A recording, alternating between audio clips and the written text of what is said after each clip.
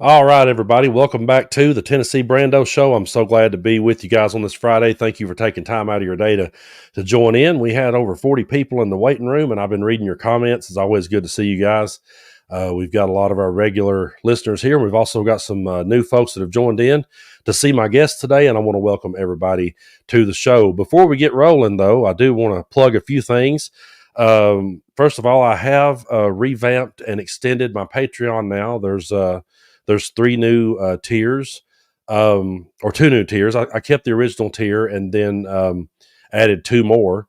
And there's a lot of cool perks over there. So if you haven't already, be sure to go over to patreon.com/TNBrando.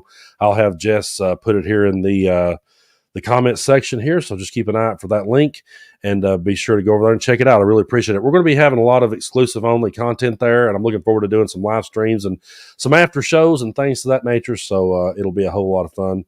I'm still learning the ropes of it, and so we'll get it up and rolling out to you. I also want to say a big shout out to Mike and Jeremy from the Voice of Reason podcast there, who introduced me to the guest I'm going to be bringing on, and I'm going to go ahead and let you guys know up front that I live here in East Tennessee. They have been cutting every hayfield around me, and so like my allergies are destroyed. But I've got water, I've got backup, and hopefully I won't sneeze the entire time. I don't know how many times I've sneezed today, but I might have set a world record. I should have kept count, and maybe I could have made it in the Guinness book. But anyway, without any further ado, we'll just go ahead and bring my guest on now. I'm really excited to talk to her because there's so much to unpack.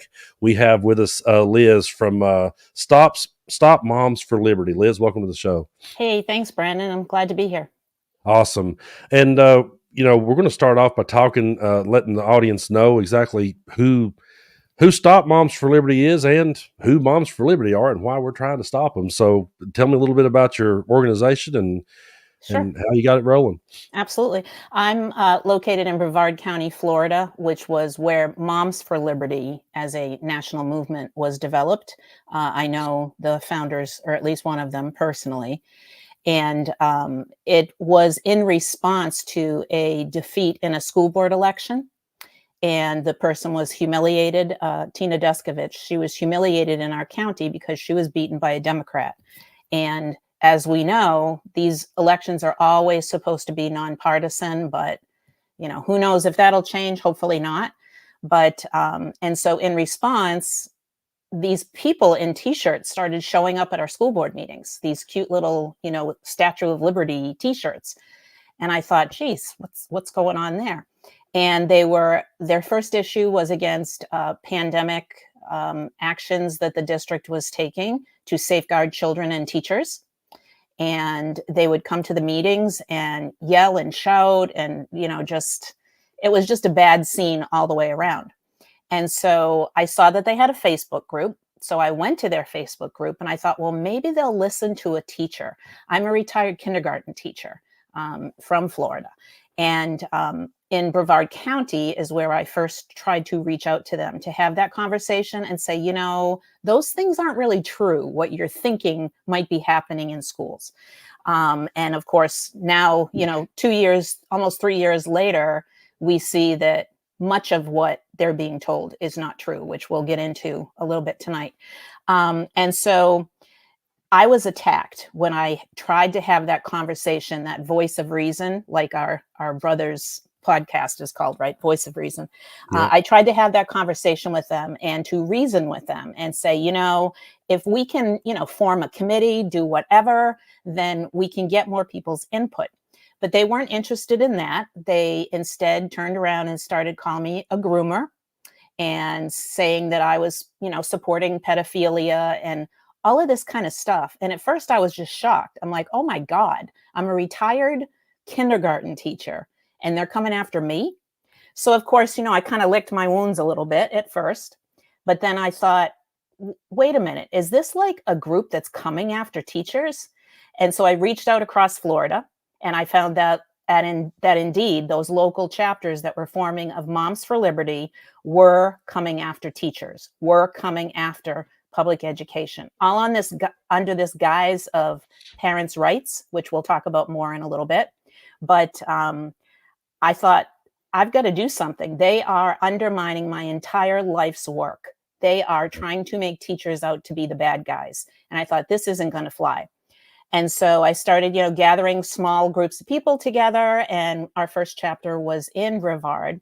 And there was great debate about the name, but I held firm on the name. More people find us because they Google Moms for Liberty and what to do about it. And we come up first now. Awesome. And it's a very clear name. People, were kind of like, oh, you're so negative. And why were you putting out their name? I wanted it to be our mission. That's literally our mission in what we're doing. We are trying to stop them. And we have some pretty good success stories over these last couple of years. So that's what we are. We're a communication network across the country. We are in, I believe it's 45, 46 states where we have groups now that have formed under this umbrella called Stop Moms for Liberty. And various things have gone on, which we'll touch on in just a little while. Awesome. And there is so much misinformation out there today about teachers. And it's been a while now that this has been going on. We saw teachers demonized. I don't really remember it necessarily being that way when I was growing up as much, it seemed like that was something that people, aspired to be, and they looked up to and admired the teachers. And then all of a sudden it's like they got a hold of this mantle and started spinning it that teachers were groomers just because they were teaching basic facts of life. And I've never, there's definitely an extreme movement going out there. And that's what I try to tell so many people. It's not really about politics to me as much as it's about the extremism. It's not about Democrat and Republican or left and right to me. It's this extreme movement that we're seeing starting to catch wind. And, there's just so much misinformation out there about what, teachers are doing that I'm sure for you, that's been hard to sift through. Well, as you've seen, even the presidential candidate has convinced people that we are conducting surgeries at school, transgender surgeries. Yes. As much as I just want to laugh, I also know that that's a dangerous thing for him to be putting that information out there. Yes, because it's so far from true. Brandon, I didn't have enough money for pencils in my classroom. For crying out loud, would I be able to conduct a surgery? Oh boy. Yeah. It's a ridiculous thought. And so that has been our mission, is to share more truthful information and to try and pull all of the boots on the ground that are working against these takeovers in districts across the country by this group that is falsely labeled a parents' right group and who calls themselves Grassroots, but they certainly are not. And I can explain that as well. Yeah, and that whole thing about the surgeries, that's one of those things that I've tried to tell people so many times is stories like that, kind of like we've seen with the whole eating the pets in Springfield. It's the kind of thing that like you said, we could laugh at it, but at the same time, when that misinformation falls into unhinged people's ears, and then they want to go taking things out on innocent people that weren't ever doing those things, and it's so crazy to me that they think that. Well, like when Trump said a kid could go to school, like little Jimmy goes to school and he comes home. I'm like, how could he put that through his lips? But then again, how could someone actually stand there, listen to that and think, yeah, that makes sense to me? But there are people that do, and then they're going to go out there and do. And then they're going to go out there and I worry about what they will try to do in retaliation to those kind of stories. That's why it's a very serious thing. Well, to this point, it's mostly vitriol that they're involved in. They want to, call names and make accusations and act all big and tough, all over social media and attack people, dox people even. And I have not heard of violent attacks yet. I'm keeping my fingers crossed. But there have been a whole lot of harassment issues, including of my own story. And they're just relentless. It's like they are a dog with a bone. If we're talking about pets, they're like a dog with a bone when they're coming after people. And it's just so riddled with misinformation. But you're absolutely right. If there are still people in this country that are believing that stuff, we have to fight it. Yeah, we absolutely do, because, you can't let people like that have the microphone and continue to spread it. It's amazing to me how that people will latch onto that kind of thing and they'll believe that before they will believe facts and evidence. And that's one of the hardest things that I've noticed trying to get across to people. I'm like, you present facts and evidence, they tell you that's fake news. And then they try to come after you for simply trying to point out the truth. And somehow or another, people like us have been, vilified for that. And it's definitely going to be an uphill battle, but I think you're right. It's one we have to fight, and it's one we have to stop these kind of people. Yeah. And, they like to claim that I'm a Democrat. I'm not. They like to claim that I'm a flaming liberal. I'm not. Yeah. I'm just a kindergarten teacher. Yeah. And as someone said to me on Urban View on XM radio, ooh, a kindergarten teacher that they came after one too many times. And that's kind of been, yeah, my forward trajectory is to just say, you know what? No, we are going to fight this back. And, I think we have countless members that are educators themselves. And unfortunately, they have to be careful with what they say and what they do because they'll be further villainized. Yeah. But we have a pretty strong network. This is without any money. We're not a registered entity. We are strictly a movement. And currently in our national membership, we have nearing 15,000 people. Yeah. And within states, they have various numbers. I don't even count those in the total number. So on a very conservative kind of number, I would say we're probably 25,000 members strong across the country. Wow. That's really good to hear. I didn't know that. That's awesome. Yeah. And I know there's so many issues out there that Moms for Liberty are absolutely coming for. So if you want to, we can dive They in and are. talk about those. I know one of the things I know they're big on is for sure is rewriting history Yeah. and coming up with their own version of it. And what has that been like dealing with that? Oh boy. In my local area, we even put on a workshop about CRT so that people would understand what it actually is instead of what it's being put out there. And Rufo, I think is his name, is the gentleman that started this entire thing. And he's actually on public record saying he wants anything related to race for people to think of CRT. And CRT, honestly, is not being taught in any school district for K-12 across the country. It's Yeah. a law school curriculum. It is a philosophy that why can't we look into what is being told in that philosophy? Isn't that what educated citizens do? They look at different angles. I personally think they have some very strong messaging to share within that. But I mean, my gosh, it's filtered down to everything being called CRT. And I've been working in social justice for a while, even before this Moms for Liberty came around. And we just need to stop this because it is blatant racism. Yeah. And, unfortunately, the past leader has taken the lid off the garbage can so that it's now okay to be racist in public. But Yeah. I won't stand for that. And I think that most Americans won't stand for that. So, Yeah, we've definitely saw racism empowered ever since he came down that escalator. It's yeah. one of those things where sometimes I've talked here on the show before about how that I kind of feel bad because I think I was naive and thinking that a lot of it had went away. And if you'd have said to me back in the 90s when I was in high school, if you'd have said, "Hey, where will we be in 2024 on the subject of race?" I Right. would be, we will be, we'll have put that in the dustbin of history. We will have moved past that. And then somehow we've went backwards. And it's just so disheartening. But there's so much Yeah. misinformation out there around CRT, and I've pointed out so many times it's not something that's being taught in grade school, No, but not at all. they absolutely believe it. Hmm. And one of my biggest fears is it's like, okay, if we have a generation that's raised up, and every time the subject of race comes up, it gets demonized with a word like woke, then there's going to be an entire generation that's going to grow up and not understand racism at all because they're just going to be told to not talk about it when the subject comes up, and it's still going to be there. That's And kind of the so, plan, right? yeah, That's yeah, what they're trying to do. And it, honestly, I haven't said this till most recently because I'm just sick of it. But this is really built on some very lazy parenting that's going on. They yeah, don't want to have these tough talks at home. They want it controlled by the government or by the school. If a kid comes home with a question, they don't want to have to deal with it. yeah, And I'll tell you, I'm a mom. I have had some pretty difficult conversations with my son because it's my job. And it yes, is the parent's job to give their own viewpoint on things. And the amazing part of all of this, honestly, Brandon, is that everything that Moms for Liberty says that they are trying to get for parents, parents already have.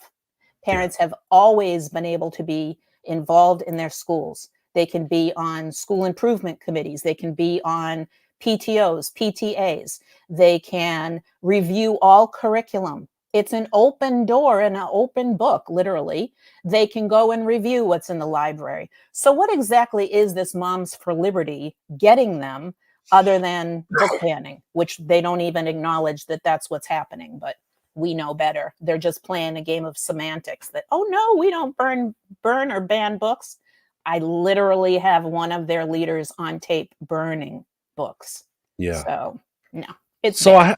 I have a feeling, and correct me if I'm wrong, but I just have a feeling that a lot of what Moms for Liberty is doing is the straw man argument. I feel like that they're building up teachers to be something that they're not, and then they're destroying that and tearing it down, Yep. and making people feel like that they're out there fighting for them. Convincing. I've always said they'll go into these places and they'll come up with an idea, and it's like the old. I heard Mike Cooley from the Drive By Truckers talking about this. The idea of they surrender under protest. What they do is they go out there and they come up with this bill that they know is unconstitutional. They know it'll never pass, but they fight for it. They fight hard for it. Like trans in the bathroom or the Confederate flag or whatever they can come up with, cook up. Then they do that, and when it comes up before the federal government, it gets shut down. And then when it does, they come out and say the federal government's the problem and we were trying to fight for you. Right. And so it always that they kind of they it's a way that they kind of work both sides of the fence there. They get the things they want done behind closed doors, but meanwhile they keep the average voter pleased and thinking, hey, we're fighting for you. And I just find the whole thing to be offensive because reasonable people can see that they're playing us. Oh, absolutely. Absolutely. And I might add that, as I stated, we don't have any money. Moms for Liberty is sitting on millions of dollars. Wow. And a lot of that has come from their membership, but a lot of it is some dark money. And they established themselves not as a 501c3, but as a 501c4. So they do not have to report where their donations come from. And that's Wow. a red flag right there. And we've got people that, sponsored the insurrection that are some of their largest donors. So this goes back a long, long time, decades worth of building up to this point. Moms for Liberty are just the puppets on the ground that are, fighting this war. This is a group of multi-billionaires at the national level that want to privatize the public school system. They want to take over all management within the country. This is where I'm going to sound sort of like a little conspiracy theory, but I've actually done the homework about it. There is a mandate called the Seven Mountains Mandate. I don't know if you've followed that at all, but it's looking at 7 pillars of society and the takeover that would need to happen in order to have control over society. One of those pillars is education. In my opinion, that's what they've gone after first, because honestly, it's the lowest hanging fruit. It has had the least amount of interest in school board elections, in what happens in our schools. And so it was kind of a soft target for those that want to have ultimate control. So you have big industry or organizations involved, like the Heritage Foundation, which sponsored and wrote Project 2025, which Moms for Liberty actually endorses, and they are on the advisory committee of Project 2025. I think you might have even talked about that on your show at some point. Yeah. But if we're looking at white Christian nationalism as a movement, this has been developing for probably, I'd say, 3 decades or maybe a little bit more. Yeah. And I actually lived in Michigan at the time that Betsy DeVos was very busy up there. Mm-hmm. And she didn't have all that much success, right? And so she kind of got quiet, and I thought, okay, we're not under attack like I thought we were. But then she was made the Secretary of Education under the Trump administration. And that's when I first kind of freaked out, like, oh my gosh, this is what's going to come down this road. And the tool that they're using has been Moms for Liberty. And it's a brilliant strategy. I will give them that. They have fueled fear across this country instead of fueling collaboration. If parents didn't feel involved in their schools, you know what? Pick up the phone or go in and meet with the teacher or go in and meet with the principal. But that wasn't the tactic that they were prompted to do. They were given instruction to go to school board meetings and create havoc, call names, and just stop the business of the runnings of a district. And the sad part, I've actually had a lot of people move from, I'll say, their side to our side when I just have the simple conversation with them and explain to them that the ultimate goal is to take public money out of our schools and put it into the private school setting. Are you happy with your child's school? And invariably people would say, oh yeah, I love my school, I love my child's teacher. That's not, where the problems are. It's, over there, or this other parent talked about. So it isn't even a genuine concern type movement. I Yeah. mean, they literally have a website. It's called I don't know, org or com, something like that, that was developed by Moms for Liberty. And it takes passages out of books that are the most salacious passages. I've even seen them hand out printed copies of those paragraphs to people to go and read at a school board meeting and Wow. act all inflamed that, oh my God, my child is exposed to this. And we know this to be a fact. There was a gentleman that did this, and the book that he was questioning already had I guess a requirement that a parent had to check out that book for a student. The guy never did his homework. He wasn't aware of the book at all. He just did as he was told. And unfortunately, some very well-meaning parents, I think, heard, oh, parents' rights, that sounds great to me. Yeah. But they really need to ask themselves, what kind of rights are they getting? I Yeah. don't think they're getting anything. They already had everything that Moms for Liberty claims to be supplying to them. I mean, my goodness, the only thing that they have done literally is push for vouchers, which means the defunding of public schools. Yeah.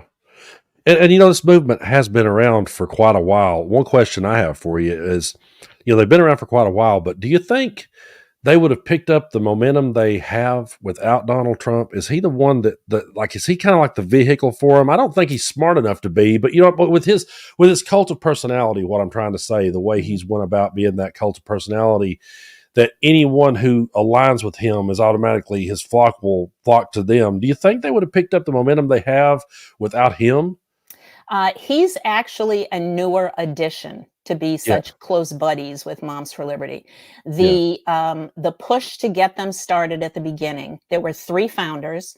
One was from my county, one was the next county over, and the other was Bridget Ziegler in Sarasota County, Florida. And she had her own little salacious news story a little while ago of the threesome as she's serving on a school board meeting and, pushing LGBTQ legislation and policy and practice. So at the time that it developed, she was part of that mix. And her husband was the head of the GOP for the state of Florida. And so that was the connection that launched them. That's what got them onto the national spotlight, I'll call it, or under the spotlight. And so you all of a sudden saw, this little lady from my county on the Glenn Beck show, on the Steve Bannon show, all of these platforms, Fox News. And that was because of the Republican connection. And in Florida, that gentleman is no longer head of the Republican Party because he was accused of rape. I don't think that they had any formal charges or anything, but that was the accusation. So the party kind of dumped him. But that was the connection at the beginning. And Trump came to some of their meetings and he says, oh, you're wonderful. You're the bread and bones of, this country and blah, blah, blah. But it has not been so blatant until just now. And my personal opinion is that it's because they are both desperate. I think that Trump is reaching out for any avenue to support him, and Moms for Liberty will support him because he will bring in his base into support for Moms for Liberty. Yeah, I definitely could see that because with his base, they could just pick up more momentum. And the base is so loud, they're so loud and obnoxious that they drown out the voices of reason. No pun intended. We're not going to let that happen. But I was thinking as you was talking about that, I remember being back in high school, watching the Zapruder film for the very first time, and we actually had to take a paper home and have our parents sign it to give us permission to watch that. Yeah. And there's also a time in English literature class, I think my senior year, where we read the book of Job as a piece of literature, and we had to get permission from our parents to sign it. And I don't remember anyone back then being in this big uproar one way or the other. Everybody liked our school. Nobody had a problem. Nobody thought anyone was trying to groom us one way or the other. But that's something we've definitely saw creep in, and and that's been generated on purpose. Yeah, and it's something I never thought we would see. I never really I mean, book banning to me, when you say the word book banning, I just automatically think 1930s Germany. You know, that's where my mind goes. Right. And Right. here we are. It's made it here too, and Hmm. I'm sure there's been a lot of that. And actually, that has been the single issue that has brought more people out of Moms for Liberty to us than any other issue. This Really? is not something that Americans support. They do not want to ban books. They do not want a small group of people to decide for their family what's right and wrong. And Yeah, that's not democracy, and that is not what we are supposed to be doing in any public setting. yeah, Do they have a place at the table? Sure, I would absolutely support that 100%. They should have a school board meeting or a member here or there. They should be on committees. yeah, But that's not their goal. Their goal is to take over completely. And as a person, my county has flipped to be a Moms for Liberty type school board, and it's been a disaster ever since. yeah. And I can't imagine I don't understand the. To me, if you say we're going to ban these books, okay. If you told me back when I was in high school we're going to ban this book, that's just going to make me want to read it even more. So I don't see how Yeah. that would even work. Like I'm the type of parent. I've got 5 kids, and if my kids wants to read a book, I'm gonna be okay with it. They read the book, see what you think about it, come back, tell me about it, ask me questions, we'll talk about it. The idea that they wouldn't be allowed, it seems to me like if I said to my kids, "You're not allowed to read this book is forbidden," then I would imagine they're going to start questioning me. I know I would have. I would have questioned people if I would have been told you can't read this. It's Yeah. funny because back when I was in high school, I did read a lot of controversial books just because I wanted to see what was out there. And Hmm. I remember there were some concerns from some teachers. It was like, why are you reading that? And I was like, well, it's in the library. It's here. Yeah. And I just wanted to see what it was about. So I think the more they try to ban it, I think more people will definitely kick against it because, like you said, it's just not American at all. Yeah. And like I said, they will deny up and down that they're involved in banning books. But the American people know different. They know that a book was there and now it's not. You can call it whatever you want under the sun. But when you have a child in school and some small group, even an individual, has that power over what your child gets, people are up in arms, and rightfully so. Yeah. I saw a question here and I wanted to grab it out of the comments real quick. It says, do you have to have a kid to go to a school board meeting? No, absolutely not. Anyone Okay. in the community to speak, there may be some rules that say you have to be a member of that community. But one of the things we encourage our members is to support even neighboring communities. And if there's an issue going on, that's kind of been our whole process in Stop Moms for Liberty is getting people together that have some of the same things going on so they can support one another. But absolutely, you do not have to have children in the school. There's lots of grandparents that are involved. And honestly, we have a whole lot of homeschool parents that are involved in our side of things because they see that this is fundamentally wrong. Yeah. And one of the times that I like when I first I think the first time that I was really aware of Moms for Liberty was during the pandemic and Yep. the vaccines mandates that had people coming out. And that's when I started seeing it pop up around my part of the world and hearing people speak about it. And I know there was a whole lot of things that happened back then, and that's another one of those things that I couldn't wrap my head around. We were in the middle of such a bad time, and you had people out there saying, that a kid wearing a mask was communism, and it was just such a crazy time. I remember thinking, "Is this really happening?" No. I mean, it was made to be such a huge deal. And I just wanted to shake people and say, it's the least you can do. And I'll speak from Florida. Our local hospital had refrigerator trucks to Yeah, handle the dead bodies during COVID. How dare anybody refute any actions that the government would take to try and stop the spread during a pandemic? We've never lived through this before. If you object to it, fine, you can, raise your objection in different ways. But I mean, my gosh, really, was putting on a mask going to kill you?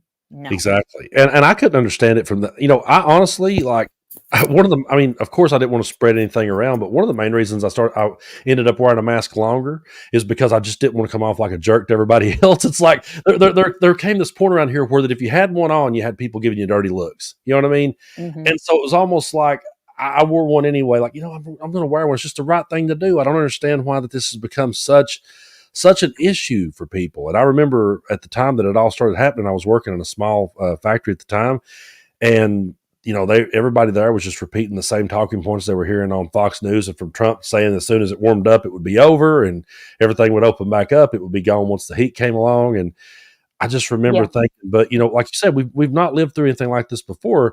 But I Right. thought back to the story that my mom told me about my great uncle. It was her uncle, who's my grandfather's youngest brother. Back in the day, the family got exposed to TB. This would have been like in the 60s. And they got exposed to that, and they all had to go get some shots. And my grandpa, who was a World War II veteran and a lifelong Republican, was like the first in line with my mom and my aunt and everyone to get their shots, Yeah.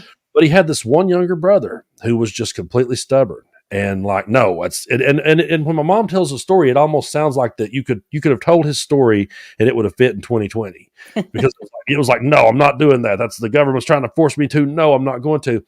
And the guy died at like 35 years old. Wow. And so I've always, when I've been arguing with some of my family members, I'm like, well, wait a minute, before you go politicizing this thing, our grandfather was a lifelong Republican who was for it and was one of the first in lines to get vaccines when they were available. So, but like you said, it's something we've not lived through. And it was one of those things where I just felt like I stayed quiet on a lot of it. And just sort of observed, because I didn't want to spread anything around. It wouldn't like if I heard something, the last thing I was going to do is jump on social media and say, oh, I heard this, and spread it. Right. You know what I mean? So with me, I just sort of reacted to other people's reactions, like, hey, just wear the mask, that kind of thing. But I tried to stay out of that debate as far as pushing stuff around, because when you have podcasters just saying, yeah, I heard a story about this, or yeah, I heard a story about that, and you spread those things around, it does no one any good. No, not at all. Not at all. And I've connected to medical people, and I have spoken at length about all of this subject with all of those people. And invariably the story is, particularly from nurses that work in ICUs, that people that are dying or were dying, it's not as prevalent now, but were dying, they were saying, I wish I had gotten the vaccine. That's what made up my mind. Yeah. And I'm still here kicking. So yeah, it was a crazy time. I lost two family members within the same aunt and a cousin in the same month. Yeah. Like just a couple of weeks from each other. And it was a really hard thing to get through, because they did, I hate to say it, but they did buy into a lot of the conspiracy theories, and we were trying to talk to them. They both were unhealthy. They had a lot of issues, and we tried our best to talk with them and get them through it, but they wouldn't listen to us. And it was one of the most brutal things we ever went through, because, you're trying to talk common sense to someone without being a villain. You're not trying to, you're talking it because you love them, you care about them, you want them to stick around. You're not doing it to spread any type of control, but they had that in their mind, that it was all about control and all about, those things. And we lost them both. That's what was being pumped out there. So, whatever their news sources or commentators that they listened to were, that's what started being projected across the country. Yeah. And what's really sad, sorry, but like what's really sad is the fact that they will buy into that kind of thing and then find a way to demonize the experts, just like we was talking earlier about, teachers. It's the same thing. They will listen to some guy they work with that just repeats something he read on the internet. Yep. And believe that over an expert, because they don't trust the expert. So how are we ever going to come back around to restoring trust in medicine and restoring trust in teachers? Where do we start? Well, I may be Pollyanna, but I truly think that this huge national focus on education is going to help us in the long run. There are more people paying attention to education right now. Granted, a lot of them in a negative way, but there are more people gathered across this country that believe that we need to have a strong school system for, everyone to have an equal playing field, or as equal as we can possibly make it. And I think that teachers are going to come out of this on the other side. But that being said, we have a tremendous teacher shortage right now. We have teachers that are, doubling up on classes, teachers that are teaching out of their field of expertise. We have teachers that have moved from district level positions into the classroom, all based on need. We have districts contracting with out of the country groups that will send a group of teachers. And there may be nothing wrong with that, but it is part of a symptom of what we are doing here, that we are driving teachers away. And somebody like me that has, been in a system or more for decades, they've never seen anything like this before. You mentioned it was always, kind of that, oh, well, teachers have the summer off, or teachers leave at 3:00. And those kinds of things were inaccurate, but they weren't hurtful as much to teachers. But when you speak to someone that's dedicated their lives to taking care of children and call them the worst possible criminal names against children, I've never seen anything like that before. And so that's what prompted Stop Moms for Liberty, because they're the ones fueling it. So I won't go into too much detail about it, but right now we have a movement that's fighting back, contacting Amazon. Two Moms for Liberty member chapter leaders here in Florida have published a book, and it is just spectacularly gross. It is so bigoted and hurtful and targeting against the LGBTQ plus community and against teachers that it's shocking. When our members saw it, they just couldn't believe that someone would actually sit down and put that to paper and pencil and then publish that. So we've had a good response so far for those particular books. There's one in particular. But we had so many folks objecting to Amazon that they had to shut down the review process on that book. I'm hoping that they will remove the book. Mind you, I'm not asking for them to ban a book. If Moms for Liberty wants to publish and put out this book on their website, they're welcome to it. But it should not be on a more public kind of a platform like an Amazon distribution place. I won't even give the name of the book. It's on our Facebook, if people, so choose to get more information on that. But it's really disgusting.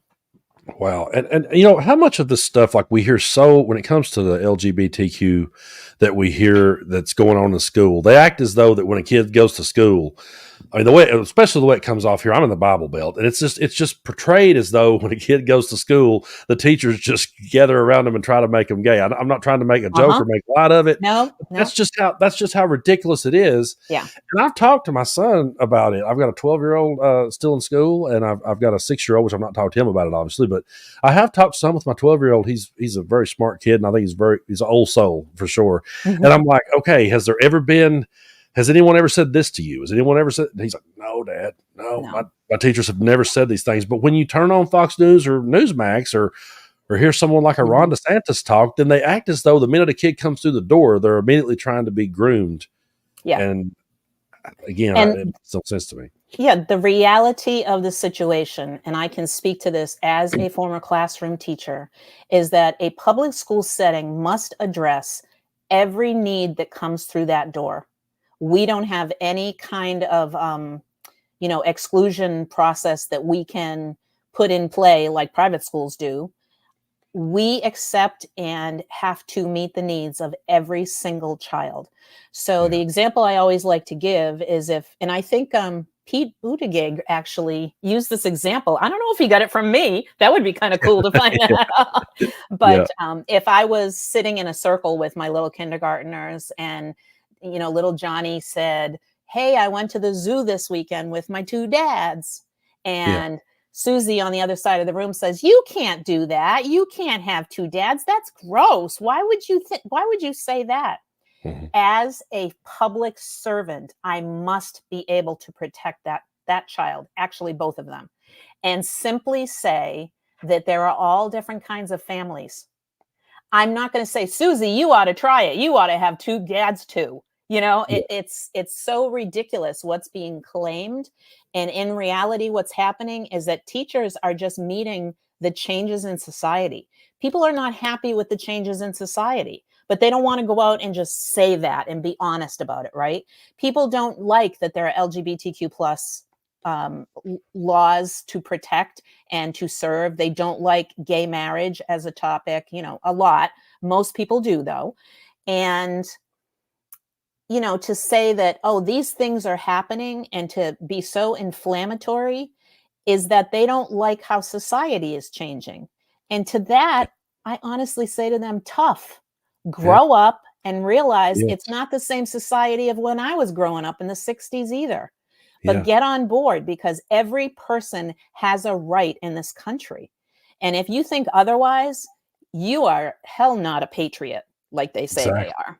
You're absolutely right. I'm really glad you put it that way. That was I actually, as I was making notes here, I just wrote the word "wow" because I've never heard it put quite like that. You know, to meet the needs of every child. You can't, as a teacher, you can't join in and demonize the kid that says, "Hey, I went to the Exactly. zoo with my two dads." And I love the way you put that because it's really that simple. It is. Um, and I think that a lot of people, like you said, they automatically think that because you acknowledge that and you don't vilify it or demonize it, then they automatically think you're trying to convince the other kid that they should be that way. And that's not the case. And it's like, newsflash, you can't really teach someone to be gay or to be Yes. in the LGBTQ plus community. It doesn't Yeah. work that way.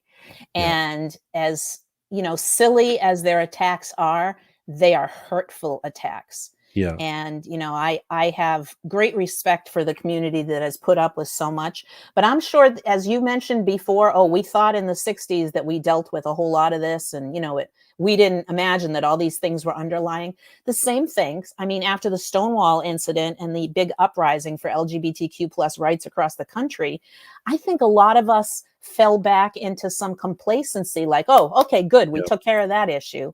But Mhm. that hatred was still there. Yeah. And I think I already said this, but I always say that, Trump took the garbage lid off of the can He sure and did. just let all of that out. And all of a sudden, it's cool to be anti-trans. It's cool to be whatever, even anti-woman. They're trying Oh to yeah. make that cool too. And I think the majority of us are going to fight it and are not going to let our country turn into this, this, I don't know, this ridiculous vision that they have of making it back like into the 60s or something, or even earlier. I'm here to tell you, in my lifetime, not that long ago, I couldn't get a credit card when I was little. If I had been a woman at that time and, a grown up at that time, I couldn't have gotten a credit card without my husband. Yeah. You know what I mean? Yeah. So that's my lifetime that women didn't have all those rights. You want to go back to that time? I'm in the lifetime where people were using coat hangers for abortions. You Yeah. want to go back to that? I don't think so. And Yeah. while we're on that topic of abortions, and I love, the Harris messaging about this, because this issue is so much more than abortions. That is just a piece of this. And like it or don't like it, it is something that should be decided by the woman and her medical team. Absolutely. Because if you keep on this path, then everything that is decided will be by what? Popularity and who yells the loudest, and Yeah. people take others' rights away. So, when you have a miscarriage, you won't be able to go in and get a DNC. And Mm. it's a whole nother topic, probably for a whole nother show, actually. But, Yeah. it's just be careful what you ask for. Yeah. And you think that, those that are established and turned over Roe, they think that it's some great accomplishment. But Mhm. wait until the fallout happens. Wait until, their mom can't easily get a hysterectomy, or, Yeah. anything that is attached to that. And now they're talking birth control, they're talking IVF. These are all things that are being taken away as personal rights of people. It's pretty scary when it's health related.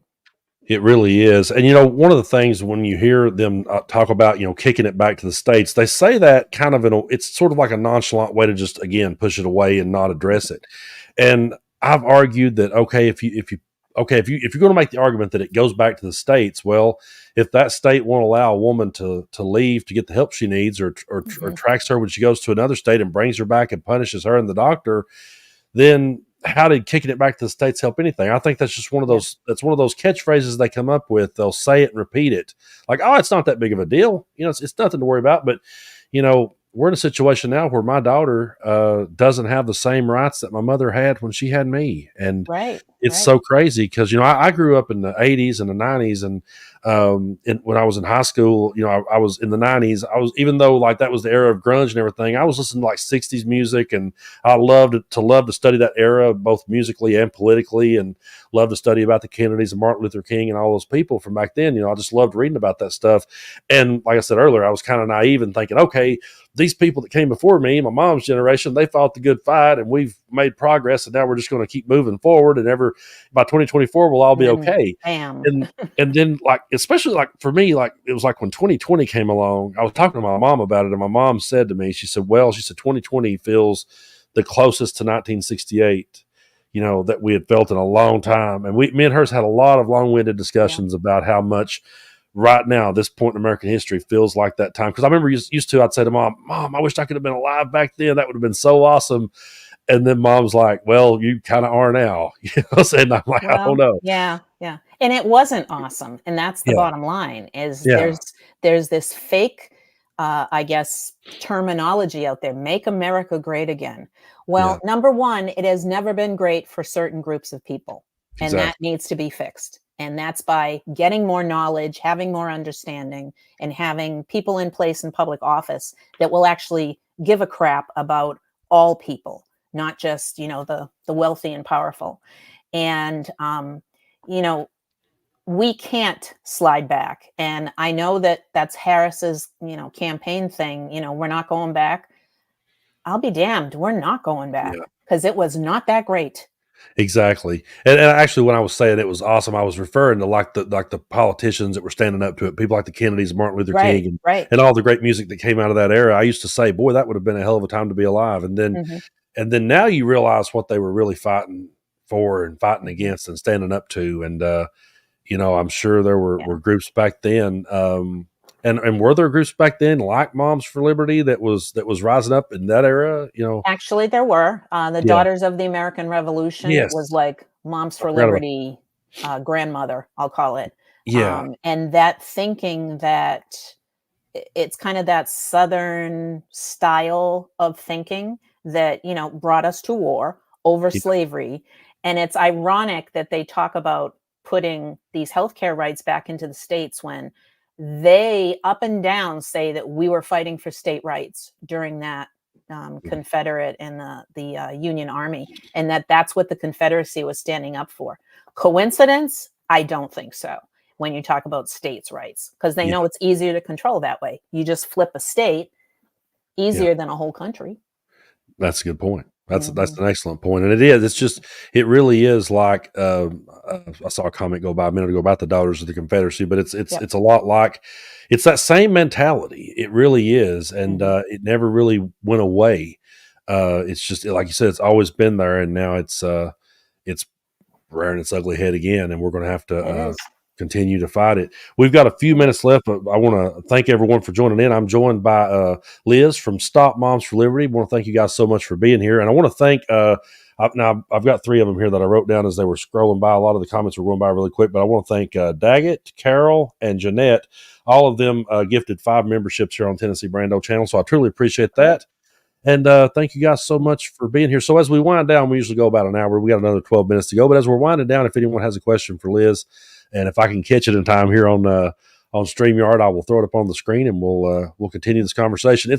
I just love sitting back and listening to you talk. I love to learn, and I love to hear about things I'm not familiar with. And Mike and Jeremy have been on to me for a long time, and now I'm kicking myself in the ass that I didn't get you here sooner, because Oh I've no. just been sitting back like I can just stay out of the way, and this is great. And I've seen so many comments going by like this is great. So I really appreciate you being here and sharing your story, and It's I my appreciate pleasure. I appreciate the fight that you're fighting, because we need that so much. Certainly not what I considered would be my retirement plan, but I just couldn't Yeah, see my whole career blow up and have it be, diminished the way that it was being done. And I know that lots of retired people just sort of go off and, you know, go to Tahiti and read a book or something, but yeah. This crazy person, me. John, wants to know, Liz, are you truly optimistic? Well, I have to be very honest, is I will be able to answer that question on November 6th. 5th is the election, right?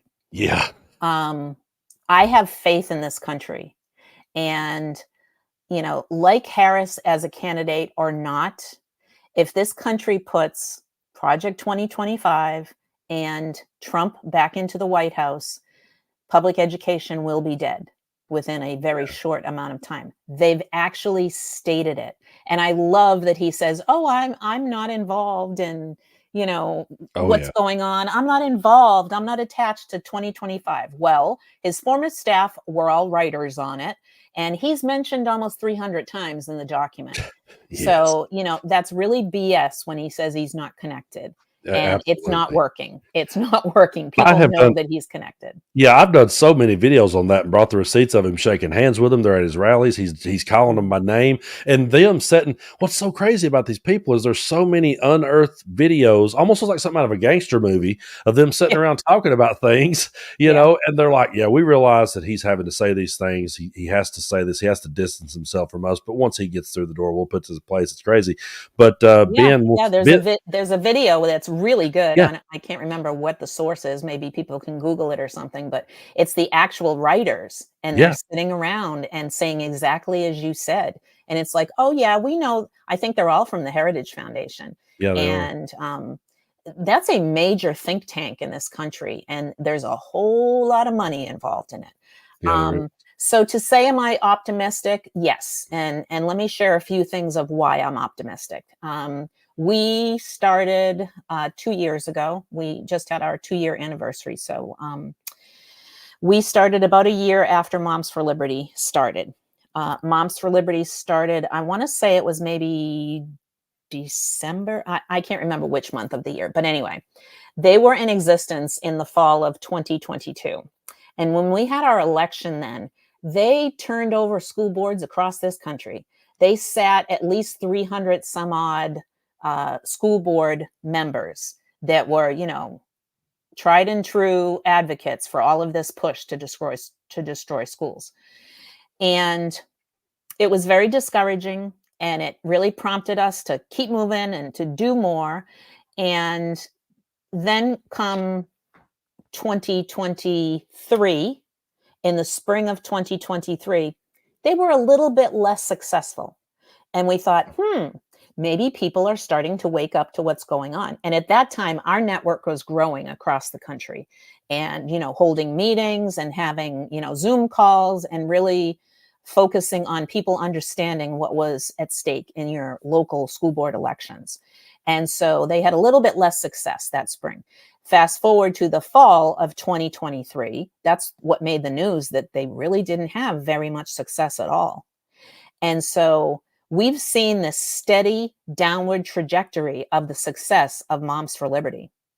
And I don't think they'll ever share how many members they have lost. Yeah, But they're doing tricky things, like they just put out a membership call that if people wanted to have their school district stop implementing any changes to Title IX legislation that the Biden administration put in play to protect the LGBTQ plus community, then if they were a member of Moms for Liberty, they got it passed that they could go to their school, and if just even one parent that's Moms for Liberty objected to their child, then that school had to not implement any policy changes. So that prompted a boost in their membership. Now, I'm not sure that they have anything clear or near to what they say that they have going on. They had their national summit just now in, I think it was August. Yeah, I don't think it was in September. In August, and they kicked off their big, huge, campaign and advertising for that by launching a new initiative this year. And it was a March for Children, as it was called. And they were prompting people to come to Washington, D.C. and form the biggest walk and march that, the country had ever seen. I think they had visions of it being like the March for Women and, march about civil rights and things of that nature. And they touted this as their big accomplishment. They were going to have this huge thing happen. Well, we had some members on the ground that were there, and they had to, number one, move the venue because the venue was too large and they didn't really want to look ridiculous. But even the 3,500 seat venue that they moved to was not even a quarter full. And then there was little to no coverage of anybody walking anywhere because they just Wow. didn't. And so that was a big effort on their part to push that. And it really was a flop. And we had people there to see it was a flop. So we truly believe that people are seeing the outcomes across the country. They're seeing where they were delusioned before, Mhm. and they elected school board members that said they were going to be for parents' rights, and yet bad things happened, like superintendents were fired, like DEI program is now being turned off everywhere. And that means jobs to people. That means, equal rights within schools for people of color and for those with disabilities. And people are starting to say, wait a minute, maybe that movement isn't really what it's cracked up to be. And we are anticipating a very good turnout in elections for this November. We just had primaries. I'll give the Florida example. Governor DeSantis, who is, he and Moms for Liberty are like bosom buddies, I think. Yeah. And they've actually helped write legislation that he has pushed. It's really ridiculous. But he backed, I want to say 20 something. I'll just roughly say around 25 candidates. Yeah. 11 of those lost, and 6 of them did not have a large enough number that they've been pushed into the general election in November. That's a pretty bad average, Ronnie. He really didn't make too much progress with what he thought he was going to do. So unfortunately, across the country, what we are seeing is that candidates have gone undercover a little bit more. And they're not saying they're, endorsed by Moms for Liberty. They're not saying that they're, parts of groups that are fighting for the types of things that Moms for Liberty is. They're trying to cover up their philosophy and what their leadership style will be. And so one of the things that we've tried to put out for your listeners, they can look this up on our information as well, is the key things to look for. If you have a candidate that in this day and age is saying, I will fight for parents' rights, that is a Moms for Liberty backed candidate. Absolutely, for certain, because that's just not a normal thing to say in this current climate. Do we want parents to be involved? Absolutely. Can they be involved? Yes, they always have been. I'm sorry if I had a parent-teacher conference and you didn't show up. That doesn't make me the bad guy. That makes you as the parent the bad guy. And Exactly. so, this whole division that has been sown, I think will be fixed in communities because people are outraged and they're realizing, oh my God, you just doxed a teacher on the internet with her home address? Are you crazy? They're seeing what it truly is, and it's extremism tactics, and it needs to stop. And we think we're really putting a damper on some of the crap that's going on. I'm really glad to hear you are. And someone here they said the first question they saw was someone wanted to know how to join Liz and her cause. Yep. So you can start at our website. It's very simple, all lowercase, stopmomsforliberty.com. I snatched that up real fast when decided to do this. And then on that website, we have a link tree. And the link tree will lead you to what we do as most active, which is on Facebook. We also have a TikTok. We have Instagram. I believe we have a little bit of involvement with X or Twitter. Although I really hate it, so I don't encourage much. And on Threads, we have a visibility as well. Somebody actually just wrote the website. Thank you, Jess. In the discussion, and that's the easiest place to stop. And then if you go to our link tree, there's a lot of articles. It will bring you to our Facebook groups, and then on that website, we have an interactive map. So you can see where all of the groups are so that you can not only join our national movement, which is more connected with the work that I'm doing daily, but then you can find your state, and all of those states have tremendous leaders that are in place and they're doing work on the ground in those states. So we never set out to replace anybody that was doing work to protect public schools. We didn't want to be, the heroes coming in, because there's no such thing. Because all it takes is for local people to get involved and to stand up. And the thing that I saw happening is what we tried to correct with Stop Moms for Liberty is that people weren't talking to each other. So you'd have this fabulous group doing one thing, and right next door, they could use that help. And so that's what our network has done. It has definitely drawn people together. We don't necessarily do the work for them. We have a lot of resources on our website. We have guides on our Facebook group. So there's a lot of information that can help people to stand up, because sometimes you might be standing alone, but if you tap into a network as strong as ours has become, it makes it a lot easier to, either talk to your school board or talk to your superintendent, because you know that you're not a lone voice in the wilderness. And right now it feels like we're in the wilderness, and we're Yeah, determined to sure. get us back into some normalcy. That's for sure. Yeah, there was a comment I'm trying to find back, but they're coming in so fast now. I don't think I can find it back. But I did think it was a good question, and I'm going to paraphrase here. But someone was wanting to know what they could do as someone who doesn't have children. What can they do to help out in the schools? Yep, As, absolutely. To help out in the schools, all schools have a volunteer process, right? And I used to, as a classroom teacher, have parents daily that would come in and help with different things going on in the classroom. So you can have that level involvement, right? Just become a volunteer. You usually have to have, I think, yeah, would, to help school boards. They can run for school boards. There's no factor that you have to have a child in the school district. But please, please, please, if you're not going to support public education, for crying out loud, don't run for school board position. We've got people that, have their kids in private schools, and they down the public school system that they were actually elected to serve. It just boggles my mind. yeah, So yes, I mean, that's kind of like the extreme thing you can do. You can run for that public office, but also check into what your local schools have for advisory committees, or ours were called school improvement teams that had, lots and lots of parents involvement.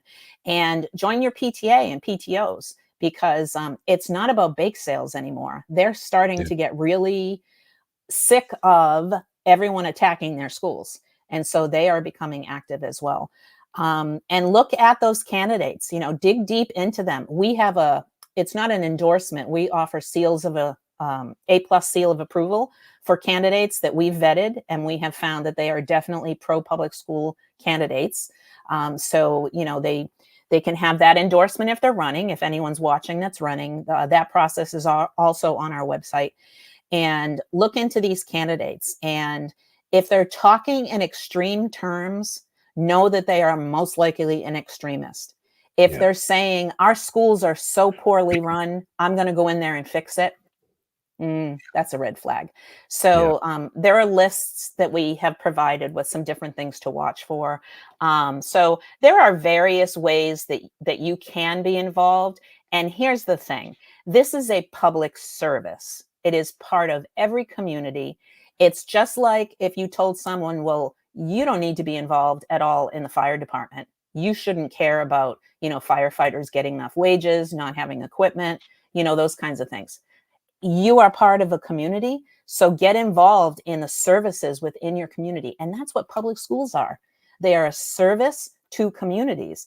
And the ultimate goal of a public school is to build up a community, to build up citizenry. And the thought that people think that we do some of these crazy things that we're being accused of. I'll give one story, and I know we're probably running out of oh, we're time good. here, but We're good. Keep going. okay. This one story is really what gets under my skin. Being from Florida, as we know, after the Marjorie Stoneman Douglas shooting in South Florida, all kinds of shooter drills were developed, and it became a thing across the country. And they were drilling them into kids. Rightfully so, because we had this horrific situation, right? But I'll speak as the teacher of these little ones. They were wetting their pants because they were in lockdown in these classrooms. And so we came up as a state with the strategy of putting little buckets of kitty litter in classrooms in case these little babies had an accident. Yeah, As you have seen, that has morphed into schools want kids to identify as cats, and they have kitty litter in their classrooms so that the kids can relieve themselves because they think that they're cats. yeah, That is the most insulting spin of a story that I've ever lived through.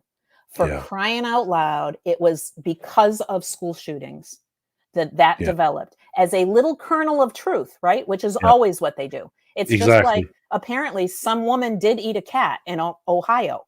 But guess what? She wasn't an illegal alien or whatever they want to call them, right?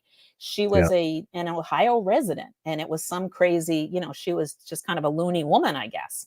And a Yeah. little kernel of truth, then they Mhm. fold into this big salacious urban legend, and it Yeah. is frankly sickening. So It don't believe is. everything you're hearing, because it's just ridiculous. It is, and it's so frustrating to hear, when a story like that comes out, then somebody somewhere will come out they'll just come out and say, "Well, I heard it was true." Yeah, And that video will get a million views of someone just saying, "Yeah, I heard it too. I'm from there yeah, and I heard it." And it's like, yeah, that's still not the evidence you think it is. But yeah, Jess has your website up here, Stop Moms for Liberty. And yeah. I know you said this once before, but before you go, just let everyone know one more time where they can find you, because we've had several people. One person asked a while ago if your profile pic on Facebook was the stop sign. It is, isn't it? It is right now. Well, I have to look that up. Apparently, Okay. I know my personal one. We developed a stop sign that has the stop uh, project 2025 with the Yeah. X through it, or the Mhm. line through it. But if you Google "Stop Moms for Liberty," that will come up. And if you go to Facebook and you search for groups, multiple chapters may come up. But the one that you want is national. Start there. Yeah. Um, we are so active every single day, posting information, sharing national actions that we've done. We actually helped. We were blamed for it, so I guess we have to take credit for it. But Moms for Liberty was very upset that they really came off badly in the 60 Minutes interview that happened several months ago. Yeah. And what happened with that whole scenario, I kind of laugh because it's like, ha, we did that. Yeah. But what happened was they were interviewed by 60 Minutes. Let's say it was in October.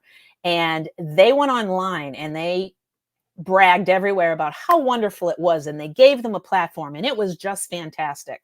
Well, our membership got involved, and over 60,000 contacts were made to 6,000 contacts were made to 60 Minutes.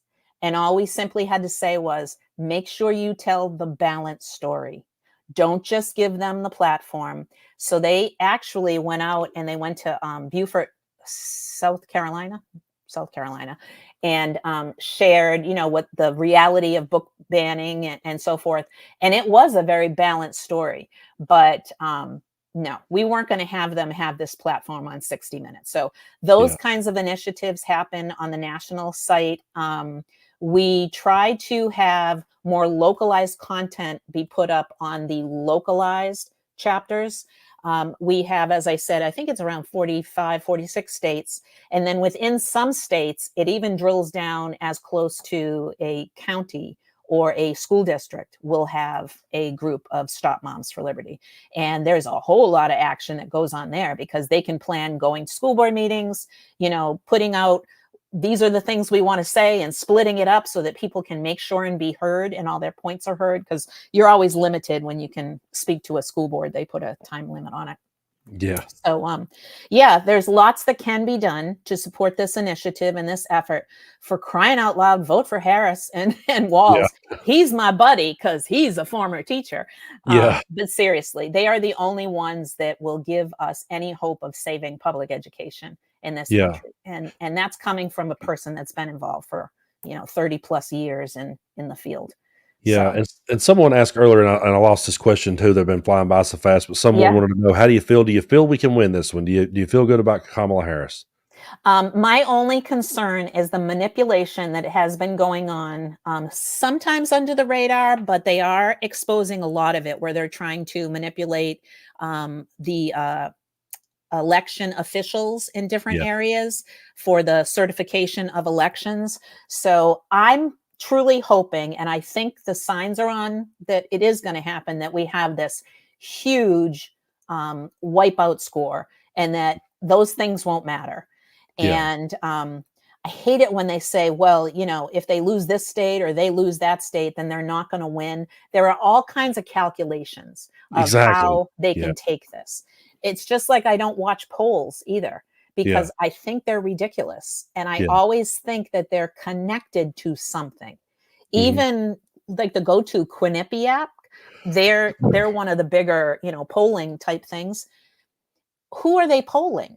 Yeah. Do they get 2,000 voices? And is that really reflective of the United States? I don't think so.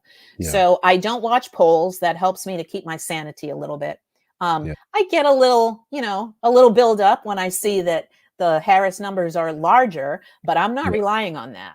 We Yeah, are you boots can't. on the ground. Yeah. Yeah, and you're so right about that. I've heard people. I heard just today. I heard someone saying, if Trump loses California, there's no way to 270 or North Carolina, and then like, well, if he has to win this one or he can't get to 270, and it's like, like you said, there's so many calculations. I don't really put a whole lot of stock in that either, and I don't. And like you said, I do the same thing. I get a little excited when I see some of the polls, but you can't help it in a way.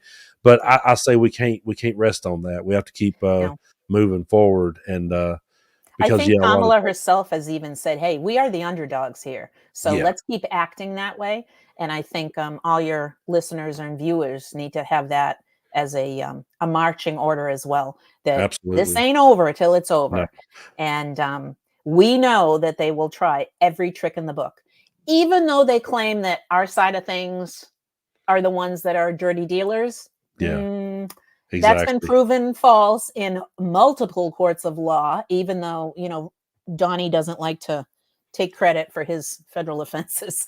Yeah, But every time they had objections to things. But honestly, I'm more concerned now with things that, I would encourage everyone to look locally. Are they purging your voter rolls?